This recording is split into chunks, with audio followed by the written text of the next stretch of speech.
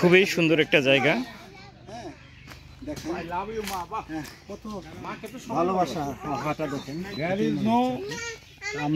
আপনাকেও আমাদের খুবই ভালো লেগেছে, আপনি খুবই সুন্দর করে ভিডিও করতেছেন এবং আমাদেরকে উপস্থাপন করতেছেন, দেখাচ্ছেন, সব মিলে সুন্দর লাগতেছে। তো আপনার অনুভূতিটা একটু যদি আপনি বলেন। আমার খুবই ভালো লাগে, আমি তো সবসময় ঘোরার মধ্যেই থাকি, কিন্তু বাসায় আমাকে পছন্দ করে না ঘোরাটা, কিন্তু ঘুরলে যে আয়ু বেড়ে যায় এটা অনেকেই কিন্তু জানে না।